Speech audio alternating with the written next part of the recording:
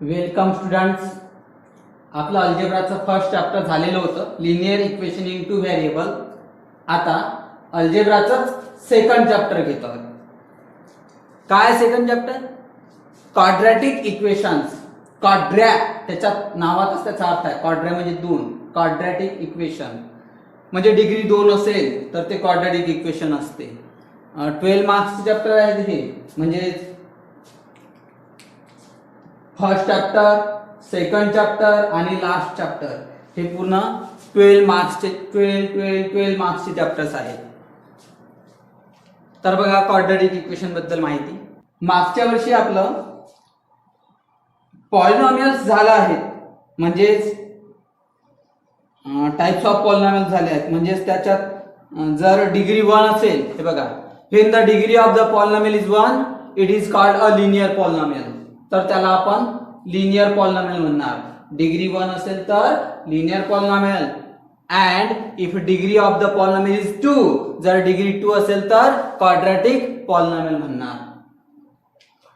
आता ऍक्टिव्हिटी बघा काय आहे. Classify the following polynomials as linear and quadratic.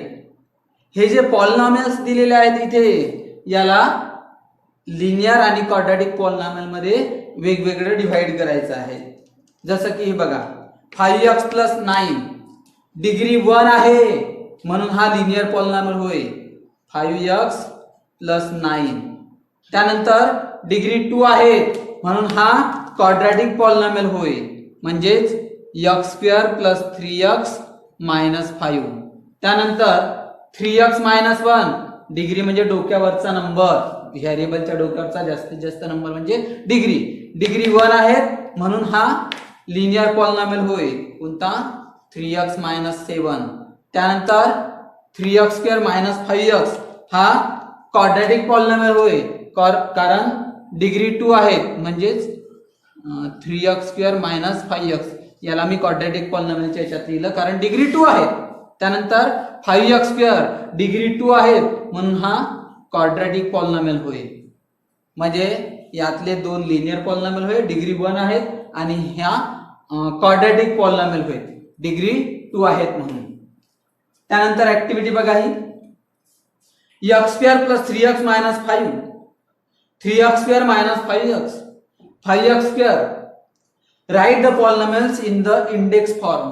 Index form मध्ये लिहायचं आहे. मागच्या वर्षी झाला आहे. इंडेक्स फॉर्म म्हणजे डिसेंडिंग ऑर्डर, फक्त मिसिंग टर्म 0 घ्यावं लागतं. म्हणजेच डिसेंडिंग ऑर्डर मध्ये लिहिताना एखाद्या डिग्री आली नाही त्याच्यात तर ते मग त्याला कोएफिशियंट 0 घ्यावं लागते. पाहू एक्झाम्पल नुसार काय म्हटलंय तिथे पुन्हा. Observe the coefficients and fill in the boxes. हे जे पॉलिनॉमियल आहे असंच लिहिलंय, x² + 3x - 5 हा आहे इंडेक्स फॉर्म मध्ये. हा नाही आहे. मिसिंग टर्म कोणते इथे? डिग्री 2 आहे, डिग्री 1 आहे, कॉन्स्टंट नाही आहे शेवटचा म्हणून +0 घेतला. त्यानंतर 5x², मग डिग्री 1 पाहिजे म्हणून x हा व्हेरिएबल नाही आहे एकटा, डिग्री 1 दिसत नाही तिथे म्हणून त्याला 0x घेतला. म्हणून म्हटलं मी मिसिंग टर्मला कोएफिशियंट 0 घ्यावं लागते आणि +0 घेतला. हा होय इंडेक्स फॉर्म डिसेंडिंग ऑर्डर मध्ये. त्यानंतर आपल्याला लिहायचं काय होतं? Write the polynomial in the index form आपण लिहिलेलं आहे, आणि त्याच्यानंतर इथे काय म्हटलं आहे, त्याचे कोएफिशियंट लिहायचे आहेत आपल्याला. जसं आता पहिलं पहा, coefficient of x² R. x² चे कोएफिशियंट लिहायचे आहेत. इथे जो x² आहे कोएफिशियंट को म्हणजे त्याच्या सोबतला, कोऑपरेटिव्ह बँक, सहकारी बँक, तसंच कोएफिशियंट त्याचा सहगुणक म्हणजे याच्या समोरचा नंबर. x² समोरचा नंबर, इथे कोणता नंबर नाही म्हणजे 1 आहे, म्हणजे x² चा कोएफिशियंट 1. त्याच्यानंतर दुसऱ्या याच्यात x² चा कोएफिशियंट 3 आहे, आणि तिसऱ्या याच्यात x² चा कोएफिशियंट 5 आहे. हे झाले कोएफिशियंट. हे कशासाठी? समोर आपल्याला एबीसीच्या व्हॅल्यू लिहावं लागते क्वाड्रॅटिक इक्वेशन मध्ये कम्पेअर करून, मग ते लिहिणं सोपी झालं पाहिजे म्हणून हे आताच आपण बघत आहेत कोएफिशियंट कसे लिहायचे ते. त्यानंतर काय म्हटलं इथे, दीज कोएफिशियंट्स आर नॉन झिरो. हे कोएफिशियंट्स नॉन झिरो असले पाहिजे. क्वाड्रॅटिक इक्वेशन मध्ये तरी कारण जर 0 राहील तर हा x स्क्वेअर गायबच होऊन जाईल, तो राहीलच नाही, ते क्वाड्रॅटिक होणारच नाही, ते नॉन झिरो पाहिजे आणि हे नॉन झिरो आहेत समजा. त्यानंतर कोएफिशियंट ऑफ x चे कोएफिशियंट, पहिल्या ह्याच्यात x चा कोएफिशियंट इथे 3 आहे, लिहिलाच आहे सॉरी हा. दुसऱ्या ह्याच्यात x चा कोएफिशियंट इथे -5 आहेत बघा, निगेटिव्ह साइन असेल तर लिहावं लागते, पण पॉझिटिव्ह साइन असेल तर प्लस लिहायचा नाही, म्हणून x चा कोएफिशियंट इथे -5. त्यानंतर तिसऱ्या ह्याच्यात x चा कोएफिशियंट इथे 0 आहे तर लिहिला 0. त्यानंतर थर्ड मध्ये काय म्हटलं त्यांनी, कॉन्स्टंट टर्म्स लिहायचे आहे. कॉन्स्टंट टर्म्स आर, कोणत्या कोणत्या कॉन्स्टंट टर्म्स आहेत, म्हणजेच ज्याला व्हेरिएबल नाही ते, पहिला -5, दुसरा 0 आणि मग 0. -5 0 आणि हा 0. ही याच्या खालच जागा नव्हती म्हणून तिथे लिहिली मी. Here constant term of second and third polynomial is 0. Second बघा, second and third polynomial, second polynomial हा आहे ज्याचा कॉन्स्टंट टर्म आहे 0 आणि थर्ड पॉलिनॉमियल मधला सुद्धा कॉन्स्टंट टर्म 0 आहे, म्हणजेच ज्याला व्हेरिएबल नाही ती कॉन्स्टंट टर्म असते आणि हे सेकंड आणि थर्ड पॉलिनॉमियल मध्ये ते 0 आहे. त्यानंतर standard form of quadratic equation आपण बघणार आता. Standard form of quadratic equation, quadratic इक्वेशनचा स्टँडर्ड फॉर्म काय आहे बघा. इक्वेशन म्हणजे काय, टेक्स्टबुक मध्ये तुम्ही पाहून घ्या थोडं काय म्हटलं याच्यात. हे लिहिल्यावर, हे जे पॉलिनॉमियल हे लिहिल्यावर काय म्हटलं त्यांनी, नाव equate the quadratic polynomial to 0. Equate करायचं आहे 0 सोबत, म्हणजे याच्या इक्वल टू 0 घ्यायचा, म्हणजे quadratic polynomial is equal to 0 घेतल्यावरच तो क्वाड्रॅटिक इक्वेशन होणार. इक्वल टू 0 आला म्हणजेच इक्वेशन झालं, नाही तर ते पॉलिनॉमियल होईल. कळलं मी काय म्हटलं, तर सध्या हे इक्वेशन नाही, जोपर्यंत इक्वल टू साइन येणार नाही तोपर्यंत ते इक्वेशन नाही. हे क्वाड्रॅटिक पॉलिनॉमियल्स आहे, इक्वल टू 0 घेतल्यावर ते इक्वेशन होणार, म्हणून म्हटलं आहे नाव equate the quadratic polynomial to 0 सोबत इक्वेट करा म्हणते, म्हणजे इक्वल टू 0 घ्या म्हणते. Such type of equations is known as quadratic equation. आता आपण बघणार standard form of quadratic equation. Quadratic इक्वेशनचा स्टँडर्ड फॉर्म बघणार आपण. काय आहे डेफिनेशन समजून घ्या. The equation involving one variable, त्या इक्वेशन मध्ये एकच व्हेरिएबल पाहिजे. आपण जसं बघितलं पहिल्या चॅप्टर मध्ये लिनियर इक्वेशन इन 2 व्हेरिएबल्स, म्हणजे एका इक्वेशन मध्ये 2 व्हेरिएबल असायचे, x पण असायचा y पण असायचा. पण इथे काय म्हटलं आहे, the equation involving one variable and having 2 as the maximum index. आणि 2 काय पाहिजे, हा मॅक्झिमम इंडेक्स पाहिजे, जास्तीत जास्त पॉवर आपल्याला 2 पाहिजे. Maximum index of the variable is called the quadratic equation. तर त्याला आपण क्वाड्रॅटिक इक्वेशन म्हणणार. जनरल फॉर्म आहे quadratic इक्वेशनचा, ax² + bx + c = 0. ax² + bx + c = 0 is the general form of the quadratic equation. एक लक्षात ठेवा. काय आहे क्वाड्रॅटिक इक्वेशन, कसं काय ओळखायचं. एकाच व्हेरिएबल मध्ये इक्वेशन पाहिजे आणि हायेस्ट मॅक्झिमम इंडेक्स किंवा मॅक्झिमम इंडेक्स हा 2 पाहिजे, जास्तीत जास्त डिग्री 2 पाहिजे. व्हेरिएबल अपॉन मध्ये पाहिजे नाही, पण कधी कधी काय होते अपॉन मध्ये जर असेल ना सॉल्व्ह करून तो वर येऊन जातो. सिम्प्लिफाय केल्यावर ठरवता येते काही इक्वेशन ते क्वाड्रॅटिक आहे का नाही. तर जसं की हे x - 2 x - 4 दोन ब्रॅकेटचं मल्टिप्लिकेशन केलं तर क्वाड्रॅटिक इक्वेशन तयार होणार आहे.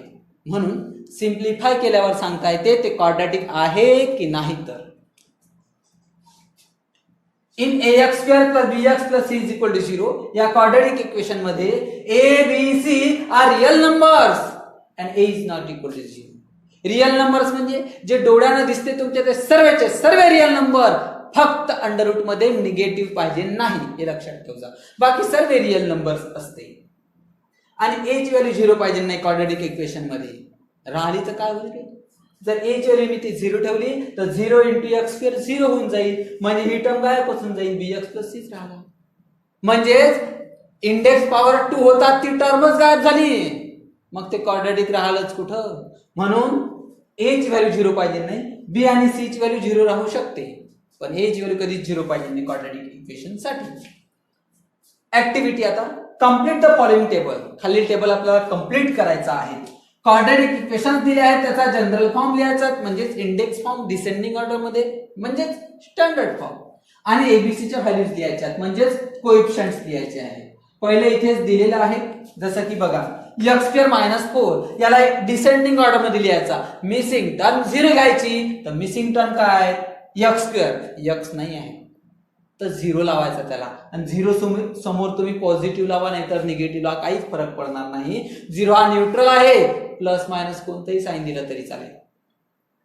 x² + 0x मिसिंग टर्म 0 घेतली आणि -4 जसं तसं = 0. आता कोएफिशियंट्स लिहायचे आहेत, एबीसी च्या व्हॅल्यू लिहायच्या आहेत, तर x² ला लागून a ची व्हॅल्यू असते. पहिली व्हॅल्यू a ची काही नाही म्हणजे तो 1 होता तिथे, दुसरी व्हॅल्यू b ची 0 आणि तिसरी व्हॅल्यू c ची -4. निगेटिव्ह असेल तर लिहायचा, पण पॉझिटिव्ह असेल तर प्लस साइन लिहायचा नाही, नंबर लिहायचा पण साइन लिहायचा नाही प्लस. आता second y² = 2y - 7 standard form मध्ये लिहायचा आहे. y² हा 2y इकडे आणला तर -2y, त्यानंतर -7 इकडे आणला तर +7 झाला आणि = 0. एबीसी च्या व्हॅल्यू लिहायच्या. आता पहिली व्हॅल्यू a ची काही नाही म्हणजे 1, दुसरी व्हॅल्यू b ची y चा कोएफिशियंट -2, तिसरी व्हॅल्यू c ची 7 प्लस साइन लिहायचं नाही. Third x² + 2x = 0, x² + 2x third term म्हणजेच ती कॉन्स्टंट टर्म नाही आहेत, मग काय घ्यायची 0, मिसिंग टर्म 0 घ्यायची = पुन्हा 0. पहिली व्हॅल्यू a ची 1, दुसरी व्हॅल्यू b ची 2, तिसरी व्हॅल्यू c ची 0. आता ते मी म्हटलं होतं एकच व्हेरिएबल पाहिजे बघा ना, y व्हेरिएबल एकच आहे. Maximum index of the variable 2 आहे, 2च पाहिजे maximum index of the power, तेव्हाच ते कुठं क्वाड्रॅटिक इक्वेशन होते. त्यानंतर आता बघणार आपण roots of a quadratic equation. Quadratic इक्वेशनचे roots. The values of variable which satisfy the equation.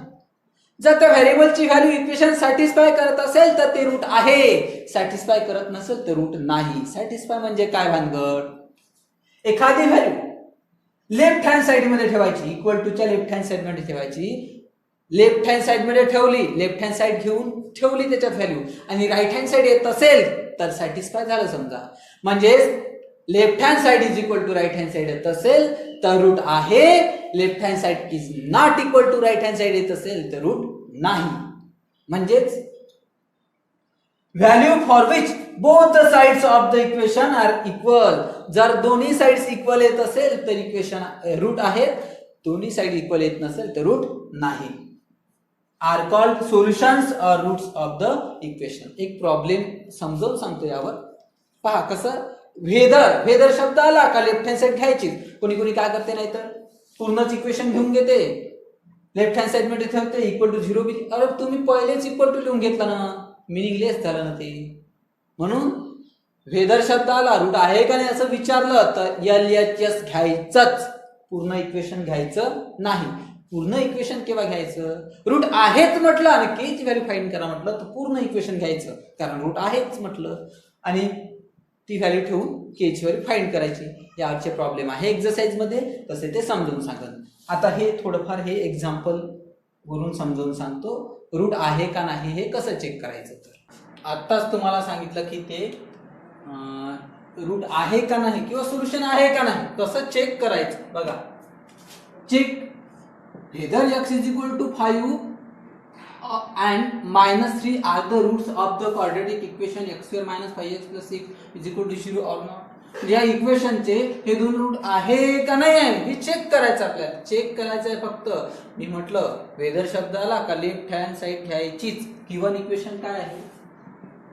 Given equation काय आहे?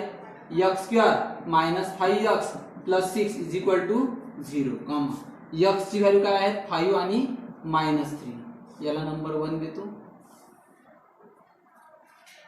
Put x = 5 in left hand side of equation 1. Equation 1 च्या लेफ्ट हँड साइड मध्ये ठेवायची x = 5 ही व्हॅल्यू. लेफ्ट हँड साइड काय आहे? x² - 5x + 6. x च्या जागेवर 5, 5 चा स्क्वेअर मायनस 5 x च्या जागेवर 5 आणि प्लस 6. 5 चा स्क्वेअर 25 मायनस 5 5 25 आणि प्लस 6. तर इथे 25 - 25 कॅन्सल, राहिला फक्त 6 आहे का? राईट हँड साइड तर 0 आहे, 6 थोडी ना आहे. Therefore left hand side is not equal to right hand side. जर left hand side is equal to right hand side येत असेल तरच ते रूट आहे. पुन्हा सांगत आहेत मी का रूट आहे का नाही हे चेक करा म्हटलं तर डायरेक्ट इक्वल टू 0 घेऊन घ्यायचा नाही. अरे त्याचा मिनिंगच वेगळा असतो. का तुम्ही असंच ठरवून घेतलं का इक्वल टू 0 आहेच म्हणून अगोदरच नाही घ्यायचं, हे असंच सोडवायचं. Therefore x = 5 is not the root of given quadratic equation. त्यानंतर आता पुट x = आता दुसरी व्हॅल्यू काय आहे? -3 in left hand side of equation 1. 1 implies left hand side is equal to ही 3 घेतो व्हॅल्यू. व्हॅल्यू 3 आहे समजा दिलेला असणार तिथे, त्याच चेक करायचं आपल्याला. मी 3 घेतो इथे -3 घेतो. Left hand side is equal to काय? x² - 5x + 6. x च्या जागेवर 3 चा स्क्वेअर मायनस 5 × 3 आणि प्लस 6. या व्हॅल्यू दिल्या असते तिथे आपल्याच मध्ये नाही घेतल्या. मी एक फॉर एक्झाम्पल घेतलं म्हणून सॉल्व्ह करत आहे.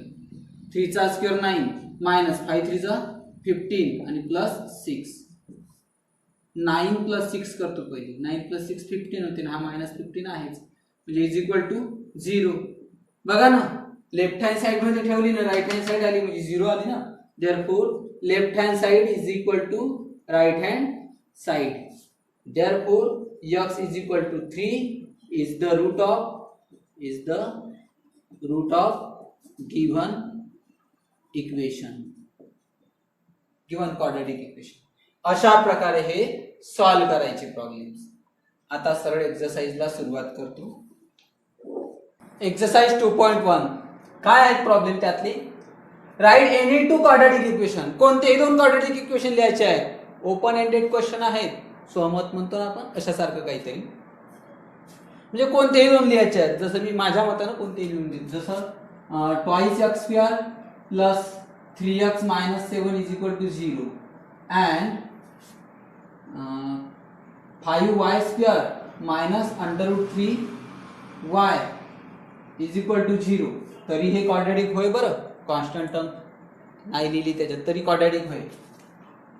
आर एनी 2 quadratic equations झालं संपिंग. नेक्स्ट सेकंड क्वेश्चन काय आहे? Decide which of the following are quadratic equations. कोणते क्वाड्रॅटिक इक्वेशन आहे आणि कोणते नाही हे आपल्याला डिसाइड करायचं आहे. First problem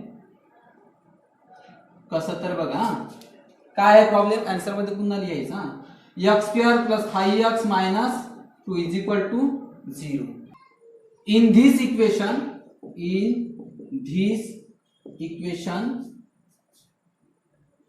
x is the only variable.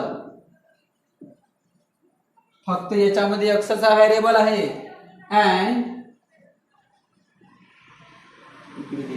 and maximum index is 2 आणि मॅक्झिमम इंडेक्स 2 आहे, म्हणून therefore it is quadratic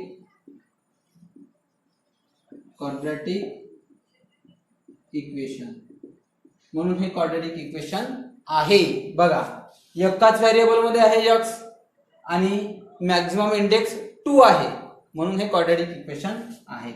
next second काय आहे? Second y² = 5y - 10. कसंही असो, सरळ दिलेलं कसंही असो, सरळ इक्वेशन मध्ये आणायचं आणि त्याच्यानंतर ठरवायचं ते आहे का नाही. मी म्हटलं मगाशी, कधी कधी सिम्प्लिफाय केल्यावर सांगता येते ते क्वाड्रॅटिक इक्वेशन आहे की नाही. म्हणून काय दिलं आहे? y² = 5y - 10. तिकडचं सर्व इकडे आणतो. y², 5y इकडे आणला तर -5y, -10 इकडे आणला तर +10 झाला, = 0. in this equation व्हेरिएबल कोण आहे? आता y आहे. y is the only variable and maximum index is 2. आणि जास्तीत जास्त डोक्यावर 2 आहेत, म्हणून therefore it is a quadratic equation, म्हणून हे क्वाड्रॅटिक इक्वेशन आहे. नंबर थर्ड काय आहे? Third problem y² + 1/y = 2. Upon मध्ये y म्हणजे व्हेरिएबलच नाही पाहिजे. अपॉन मध्ये जो व्हेरिएबल असेल त्यानं मल्टिप्लाय करून टाकायचं. अपॉन मध्ये नंबर असेल तरी त्यानं मल्टिप्लाय करायचं, पण नंबरची तेवढी भानगड नाही. अपॉन मध्ये नंबर आहे म्हणजे तो रिअल नंबर आहे, त्याची काही तेवढी भानगड नाही आहे, पण ते सॉल्व्ह करण्यासाठी फक्त. पण आपल्याला हे चेक करायचं आहे. अपॉन मध्ये व्हेरिएबल आहे त्यांना मल्टिप्लाय करून टाकायचं, म्हणून मल्टिप्लाइंग बाय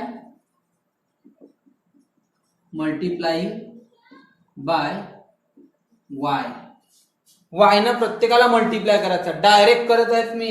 y² × y म्हणजे y³ झाला, plus y × 1/y, y cancel झाला, फक्त 1 राहिला, आणि = इथे पण मल्टिप्लाय केला तर ट्वाइस y झाला.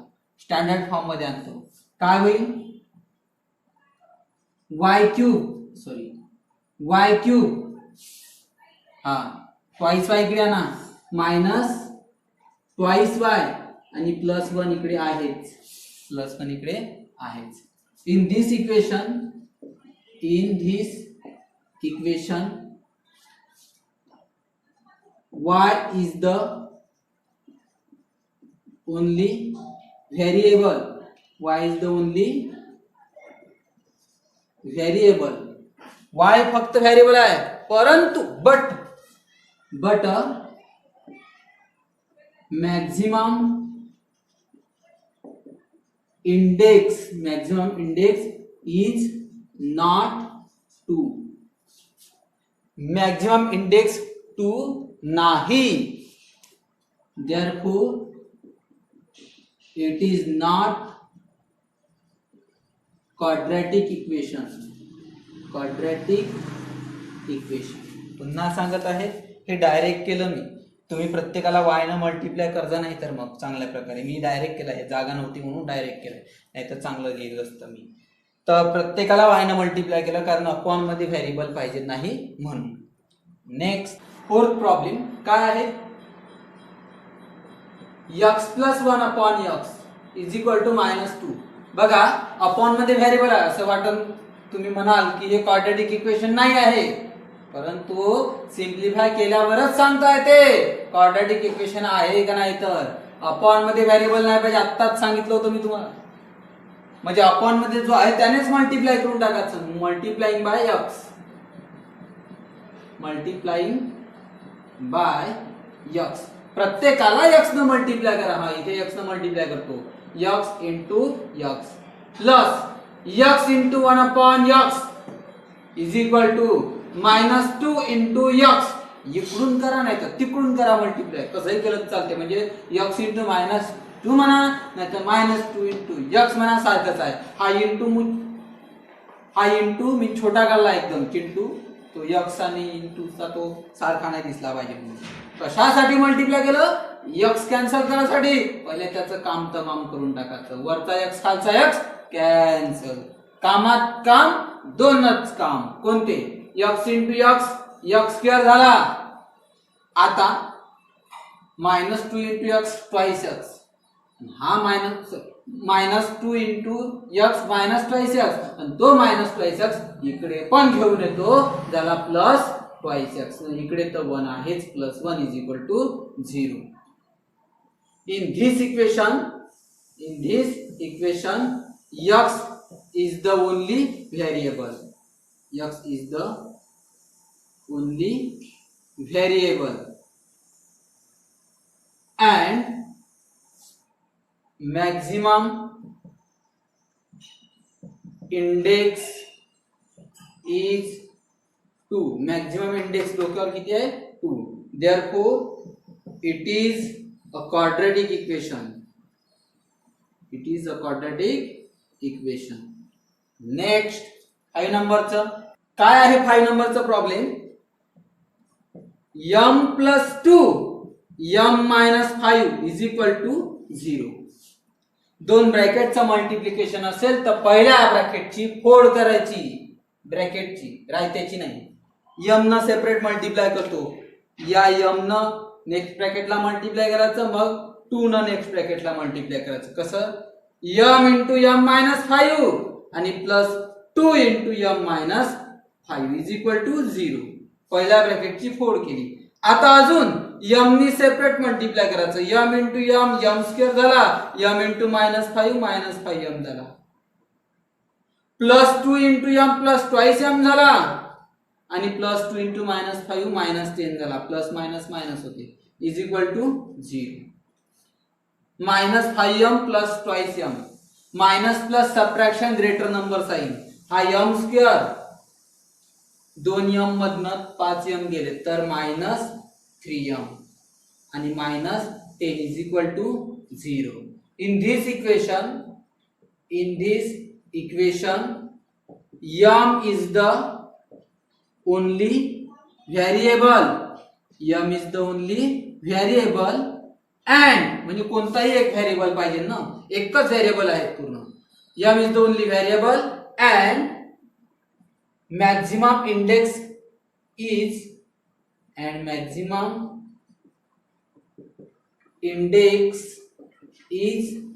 2. Therefore it is a quadratic equation. It is a quadratic equation. Next काय आहे 6 नंबरचा problem. m cube plus 3m square minus 2 is equal to 3m cube. तिकडचं सर्व इकडे आणतो, 3m क्यूबच आहेत ना, पण डिसेंडिंग ऑर्डर मध्ये. पहिले तर m क्यूब, मग तिकडचा 3m क्यूब इकडे आणला तर मायनस 3m क्यूब, मग हा प्लस 3m स्क्वेअर आणि मायनस 2 इज इक्वल टू तिकडे काय आलं? 0. सर्वच इकडे आलं. m cube minus 3m cube म्हणजेच minus twice m cube plus 3m square minus 2 is equal to 0. In this equation m is the only variable. m is the only variable and m हा फक्त variable आहे and maximum index is not 2. maximum index 2 नाही आहे, किती आहे? 3. therefore it is not a quadratic equation.